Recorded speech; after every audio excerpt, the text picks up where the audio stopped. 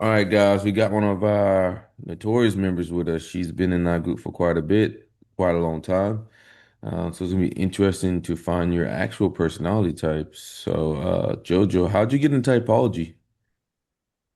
Um, Really actually getting into it, I had been like introduced to it quite a bit, but never really took interest to it. The big thing probably that got me into it was like relationship dynamics Hmm. and trying to improve the relationships with the people in my lives and the people that I work with and just in general.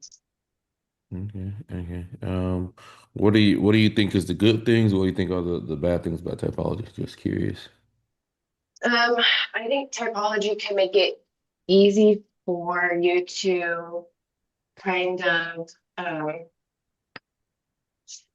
get a general feel for people. You can put them into like spaces for the patterns that you see. So like um, interacting with people, if you can kind of suss out their personality type, or at least maybe some of their main functions that they use or styles that they use, then I think that you can understand them better and communicate with them better. And then hopefully in turn that will help them also communicate with you better and understand you better. But the drawbacks, I think, are that Um, there's only 16 personality types, and there's like billions of people in the world. And I've never met anyone that's exactly like me. Sure, you can find people with similarities, but I think um, sometimes it's difficult to put people into boxes like that. Hmm. Yeah, I think the aim is to be able to like essentially there's 16 archetypes that people fit into. There's gonna be variations because no one has like exactly the same experiences, but like the archetypes are there, I would say. Yeah. And I also think it's just a good way to understand like your strengths and weaknesses. I think it's one of the best things because most people just walk around not even knowing, what they are best at, and because they don't know what they're best at, they kind of just like falling through life, and then they'll end up choosing a career or whatnot that doesn't really highlight their strengths or their growth, and then they don't understand why they're unhappy with their life, I think. So that's the best thing I think about typology. The worst things is like there's so many misinterpretations of definitions and that type of shit. And it's easy for somebody to like easily like manipulate something over here to make it look like that, uh, Yeah. which is a disservice to a lot of people. They could just bend it. I Um, think it's a great tool for personal growth, kind of along the lines of what you were saying, as long as people don't make excuses for bad habits and bad behavior based on like a trickster function or a demon function. mhm. Yeah. Yeah, that's another problem too. You know, yeah. So where do you see yourself in the next 5 to 10 years? To be honest with you, I'm not really sure just because there are a few things that I know. Like my daughter, obviously she'll be 5 years older, and in 10 years, I would like to have the house that we're currently living in paid off and kind of start to branch out financially and make some other investments. But as far as like professionally and things like that, I'm not really sure because I have been a nurse for several years and I've not ever really been completely satisfied with the experience in a hospital setting, although there are a lot of things about it that bring me a lot of fulfillment. I've been kind of thinking about maybe doing something different. Right now, I stay home. I'm like a stay-at-home mom and I help take care of my dad. So I'm not really doing anything professionally, but I would like to get back to doing something. I'm just not sure what that's going to look like. But so I may go back and get some other kind of schooling. It probably wouldn't be like I have a associate's in nursing, so I probably wouldn't do like a bachelor's in nursing or something like that, but I'd probably do something different. Okay, okay. If what are 3 words that you would use to describe yourself? Um, I think I'm thoughtful. Um,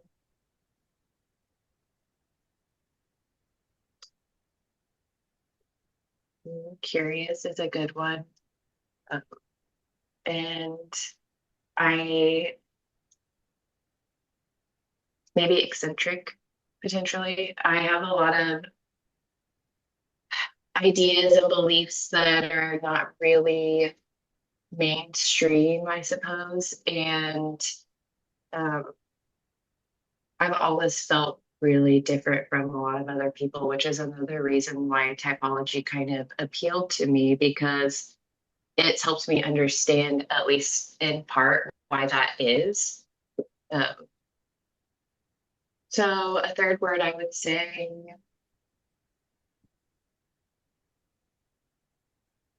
hmm,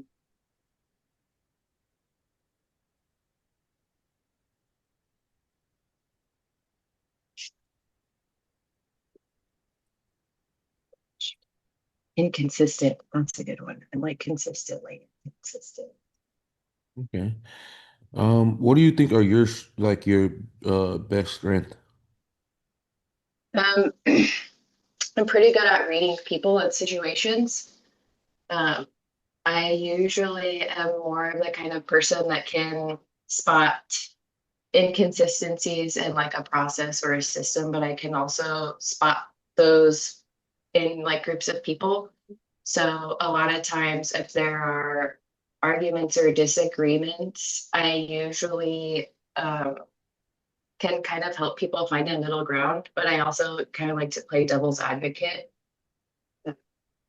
I like to understand lots of different perspectives of the same subject or the same idea. So I think it's good. But I'm usually pretty good at helping other people do the same thing because I've thought about it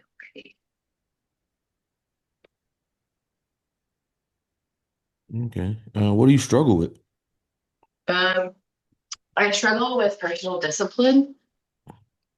There are like a very small number of things that I do every single day, like biological functions.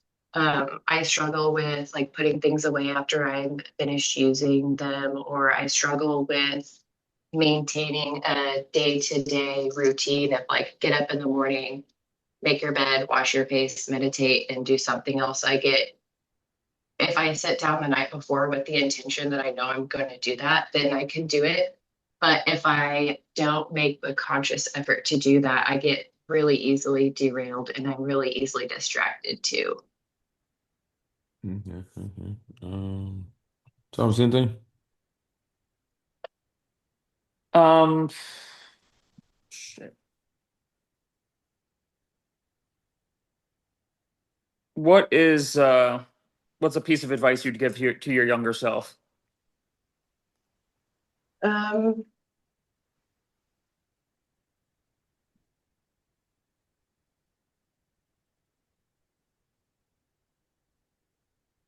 so my younger self thought kind of that I had a lot of time to figure out life and figure out what I wanted to do, and I didn't really worry about it that much. When I first started college, I didn't know how to study because I had never had to do that before. I was like all set up to go into vet school. Like I had gotten into a program for people who are like undergrad, who that's their aim is to go to vet school. And so I had everything set up to where to kind of be a shoe-in for vet school. And I really messed that up because I didn't study, I didn't go to class. And then I spent several years after that just kind of having fun and seeking new experiences. And I knew that I was going to go back to college and finish it, but I didn't know what I wanted to do. So I think um, if I could go back and tell that self something, it would be to develop good habits really young.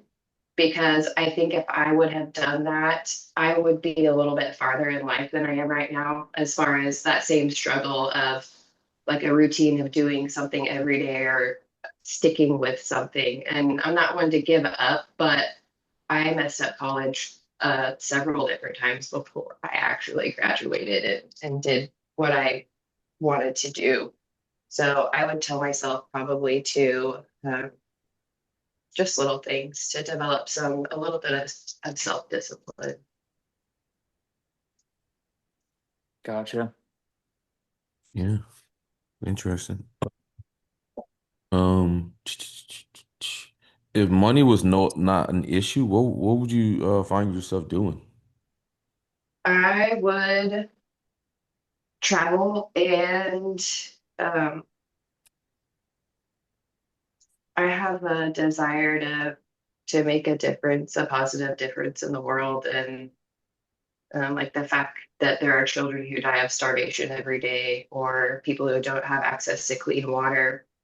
In my opinion, that's inexcusable because it's not like we don't have the resources to make that happen. So I would probably travel around the world and um, probably start some projects trying to make the world a better place. What where do you think you get that sense of trying to make the world a better place from? Um, because I think I have a deep desire to help people. Like, first and foremost, I became a nurse for a lot of reasons. That was one of them. I had a lot of practical reasons for doing it too, but that was a big reason. But also, I think that people in general should be holding themselves to a higher standard. The top 1% of wealth belongs to like a handful of people. Meanwhile, like you take almost the entire rest of the world and combine it together, and they still don't have that same amount of money as the like top 1% of people. And if that were like distributed a little bit more evenly, or money wasn't such a big deal to people because it is, and I get why, because money gets you opportunities. And I just think that we could make the world a better place for everyone very easily. I don't think it would be difficult at all. And so I think if we can kind of spread that idea that, hey, this is could actually be really easy, that more people would be willing to make it something that they actually put a little bit of effort into. We get kind of, I think we get like focused on our own tiny little lives and we forget about everyone and everything else that's going on and what we actually could do if we tried to work together. Awesome. Um, hmm, what does a normal weekend look like for you? I take care of my daughter a lot, so normal weekend is depending. I take my dad to a lot of doctor's appointments lately too, so sometimes the weekend is our only day to not have to do something. But if that weren't the case, we would probably, here, I'll say sometimes we do fun things like we'll go out. There was a festival we went to yesterday. That was a lot of fun. There's some farmers markets nearby, but there are also times when we just stay home and relax and I clean the house and we just kind of chill together. So I don't know that there is really a typical weekend, but uh, it's usually either family time, some kind of family time, either at home chilling or we'll go out and see if we can find something new and exciting to do. Um, well, for you, what's the most important thing? Like, what's like number like if when you were a kid, what was like the number one thing for you?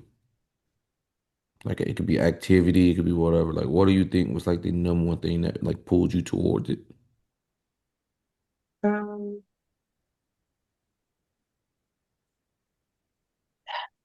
my dad, my childhood was kind of messed up, and my mom ended up leaving, and so it was just me and my dad my whole life. And that scenario is kind of still playing out because he's a really big part of my life. But um, my dad has always been one of the biggest parts of my life. But as a child, I still wanted to explore. I wanted to be like a marine archaeologist, and I wanted to go scuba diving on the barrier reef and all that kind of stuff. Um, but the meaning of life is something that I contemplate constantly. What did you come up with? Just curious.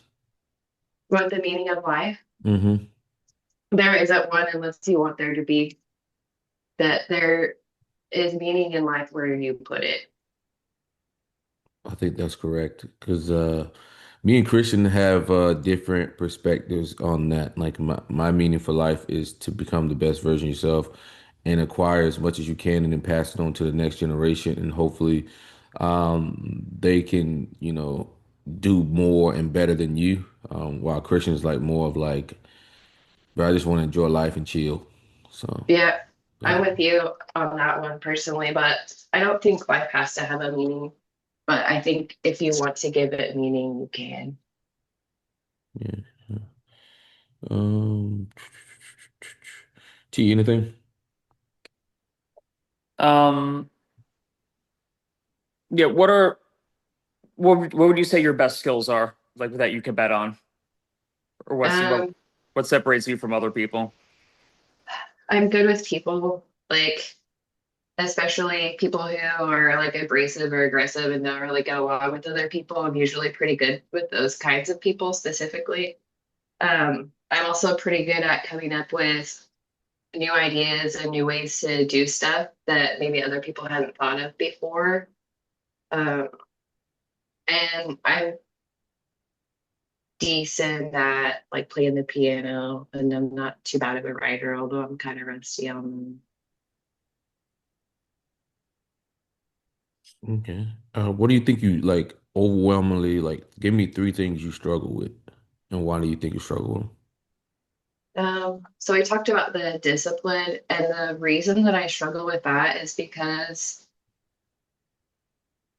one, I get distracted. Like when we were doing our demigod stuff, the cold start in the morning was hard for me sometimes. My daughter sleeps with me, so sometimes my morning kind of goes according to her plan and not mine. So in order for me to do that, I would have to make sure that I set an alarm and got it before everyone else to get all these things done. Well, sometimes I'm really tired at night, or I can make any kind of excuses or whatever, but that's something that's always been difficult for me is, or like brushing my teeth twice a day or washing my face twice a day, stuff like that is hard for me. I just don't, I'm not very good at sticking with things. I miss days here and there, but I feel like I've been making progress. Another thing that's difficult for me, I don't really, I don't really like conflict. I enjoy debate and I enjoy exchanging ideas and I enjoy exploring topics from as many perspectives as possible. But when it starts to get personal or when people start to get like nasty with each other or it's going to turn into like a fight of some kind, I'm not really into that. It's not my thing. So if it gets like that and I feel like I can't make a positive impact in the situation anymore, I just bounce. Um, and a third thing maybe that I struggle with. Sometimes I struggle expressing myself. I'm a lot better at expressing myself in text or writing sometimes than I am talking to people. Uh, I sometimes don't feel like I can choose the right words, or I'm not setting it up in a way that really reflects what I'm trying to say, or that in a way that would be easy to understand. it? Okay. If you could change anything about the world, what would you change and why?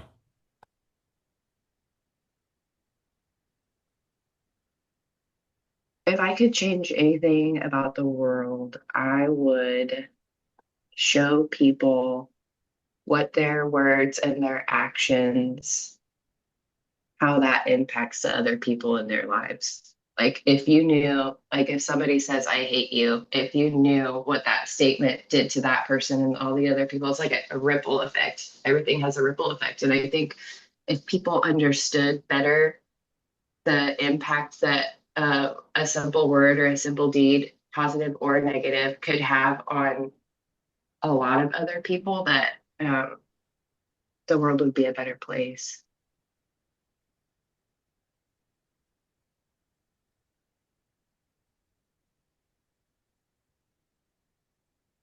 Or if they knew what that felt like personally, I suppose. Like people being able to put themselves in other people's shoes. Like I would just put everybody in everyone else's shoes. Yeah. Um, what would be the dream career for you? Oh, okay. So if I could be any person that's ever, well, that's like living now, I said I would be David Attenborough.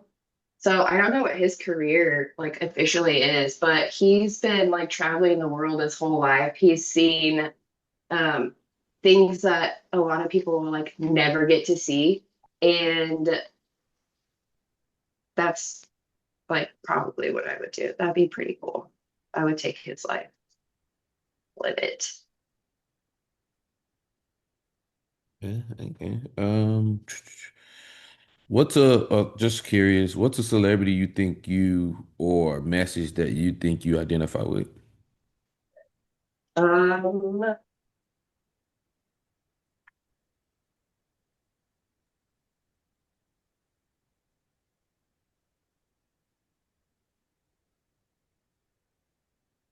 ideally, not with who I like really am, but who I like. So the other day we were talking about being an INFJ as a possibility for my personality type, and I was talking to another girl, and I told her that I wouldn't even be upset about that because um, I view Jesus Christ as like a goal of the kind of person that I could be. Um, so in that sense, I would say Jesus. As far as who I actually am like, I honestly couldn't tell you. I don't know. You probably have to ask my husband Okay. because I don't know. I don't, there isn't anybody really. I guess I pull from a lot of different sources as far as like inspiration for certain things. I've never really found one person that I just kind of latched onto for that. Hmm. Yeah, yeah, makes sense. Um,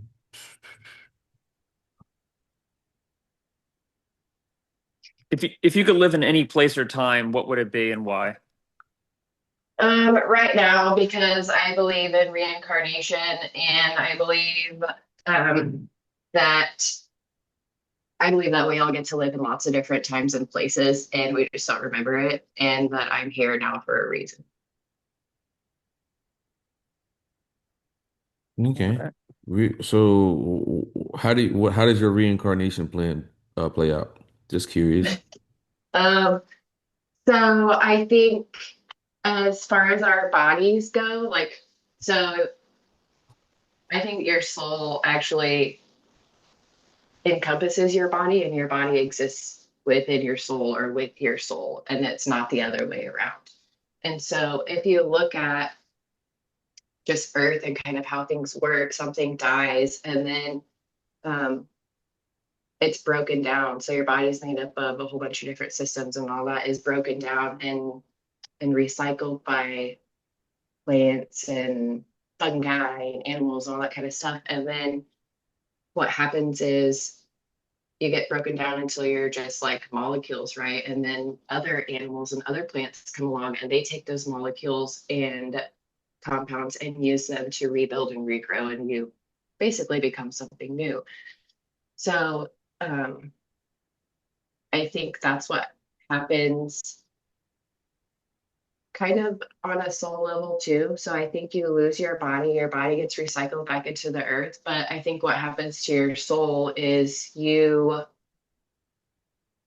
essentially kind of go back to wherever it was that you were before this. And then based on what you learned and what you want to do, that you get to go somewhere else again. And I think it's an infinite cycle. I don't think it has an end. I think enlightenment, when you reach, if you reach a like oneness with God, where you found nirvana or whatever, well, what's there once you get there? Like, if once you find it, then what happens to you? Do you just become one with God and then you are God forever? Because to me, it seems like somewhere in there, whatever it is that makes up God decided that it wanted to explore other stuff. And so to me, it doesn't make any sense that you would just reach nirvana and that would be the end of it. I think that we just continue to explore and grow and recycle over and over and over again just for eternity. It doesn't have to be on Earth or whatever, but I think it's just an endless cycle.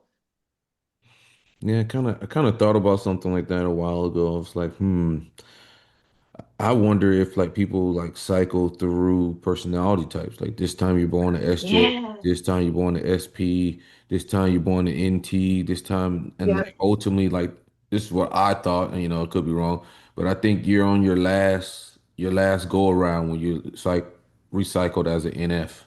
Um, what I would say like INFP or INFJ. I would probably say you're probably on your last go. That's what I was Well, thinking.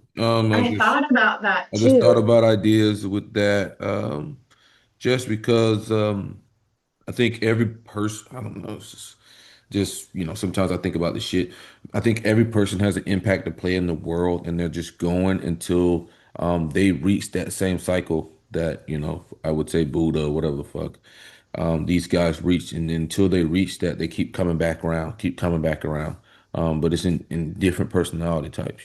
Maybe it takes you 10 lifetimes of being an SJ, and then you move on into an SP, and then you explore all of the things of an SP, and then you move on to an NT, and then you explore all the things of an NT, and then you move on to the NF, and then you explore all of that, and you get back to the people, and then boom, you're done. But I think it may take people a lot longer than others. Who knows? It would make a lot of sense because then, it wouldn't matter if you were born in Africa, and you starved in death. It really wouldn't matter because it's just one cycle. It'd be that to me, it would be a little bit more fair.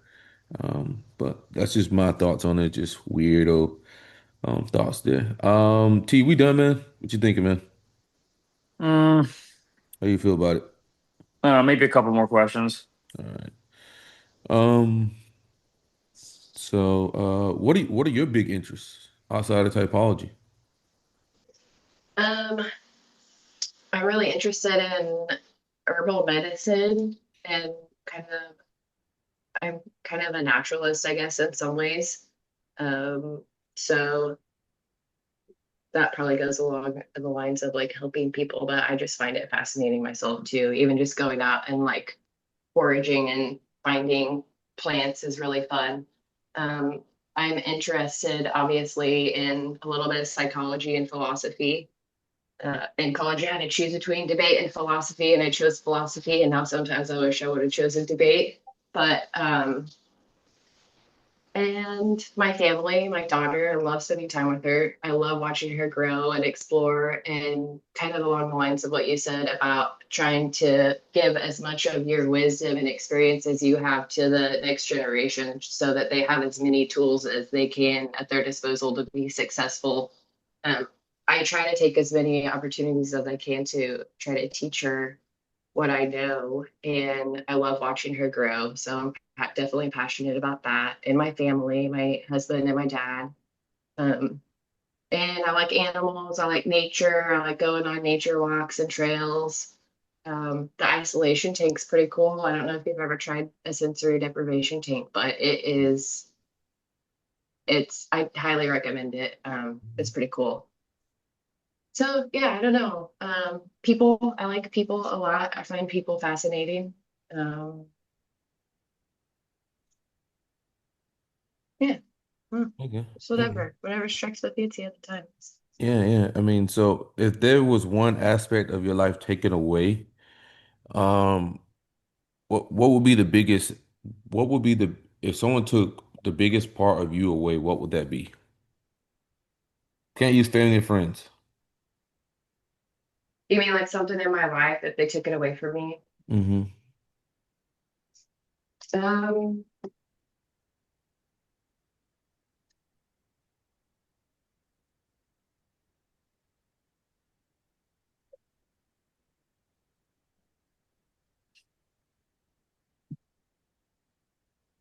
it's a tough question if you can't use family and friends. I mean, I think that's the default that everybody tries to go to. Right, yeah, for sure. Um, I don't know. Okay. If I didn't have a house, that would suck a lot. But I think I would make it. I think I would make it no matter what, to be honest with you. Mhm. That's okay. What about biggest fear? What's your biggest fear? So I used to always tell people that my biggest fear was the unknown. Um, but I don't really find it that scary anymore. I would say my biggest fear is probably not living up to my own lofty goals and ideals of like my own potential, basically, and my family too. It's important to me that the people that I care about and have chose to have in my close personal life are also taking steps or at least trying to reach their potential. And I think when people stop doing that, they kind of start to stagnate, and I don't ever want to be a person.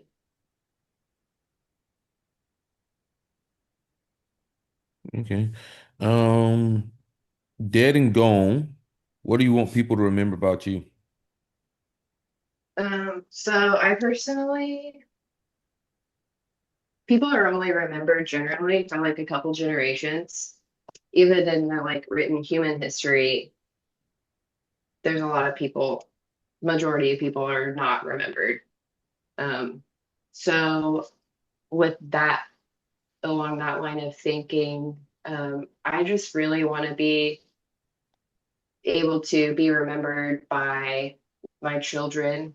Um, if I could make a name for myself in the world, that would be cool. But I also understand the significance of being able to make a difference just in one person's life. So I really don't care about being remembered as a name. Um, I just want to be able to make a difference.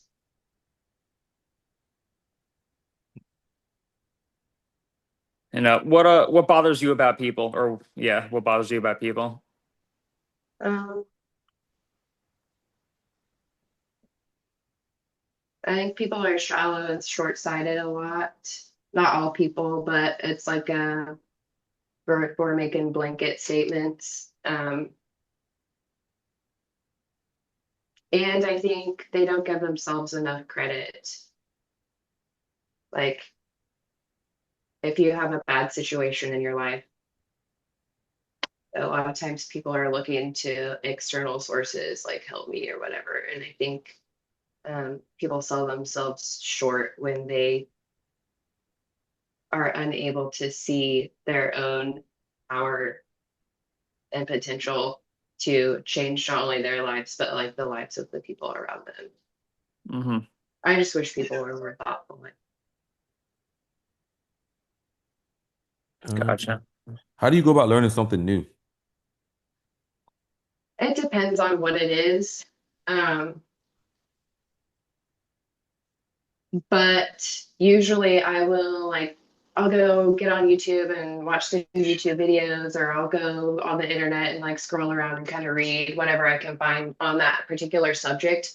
And then I just kind of I'll have like a rough plan in my mind, and then I just dive in and go for it. And usually the plan that I originally start out with has like elements of it that stick, but there's usually like unforeseen circumstances. So I kind of just go with the flow and wing it sometimes. Like I'll get like a base amount of information, and then the rest I know I'm not going to figure it out until I've had personal experience. So I just kind of jump in and go with it.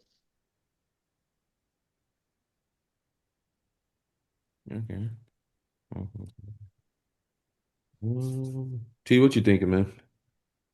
I think we're good, man. Yeah. All right, Jojo. I hope you're ready for this one. So we got you as INFJ. You're direct, sorry, responding progression, right? It's pretty easy to see everything was pretty clear, concise, right? responding, the progression. You talked about like not like stagnation, whatnot. You hate that. Even when you talked about your plan, it was progression. Like you got your plan, you envision your plan, and then like as you go, you kind of adjust it on the fly. So you got like a loose plan, so that's progression. Definitely TIFE, right? You have a big desire to help people. And SENI. There was a point where you were talking about like, everybody coming together to help and blah, all of that affiliative stuff, like there shouldn't be no world hunger stuff. So that was more the affiliative, right? You're very people focused, right? You even talked about it's very easy for you to read people, right? So that's more of the motive, um, you know, and abstract as well. Got you with the with your incarnation type thing. And then, one thing you said about people is that the shallow, short-sighted. Usually like that's your little NI hero coming out there. Like, people are short-sighted, can't see far, you know. But yeah, feel pretty good about INFJ there. You have any questions? Anything? Um, I don't think so. Yeah. Well, let us know if you do have anything. Really, I looked for ENTP, but it just wasn't there. Just too much SE, way too much SE. Gotta make an impact. He kept talking about the impact, even dead and gone. It's like gotta make an impact even with just one person, right? Very NF. Even if it's just one person, even if I change one person's life, it's worth it. Very NF. So yeah. Thomas, anything you want to say, man? I don't think so. I think you covered it. Yeah. Yeah.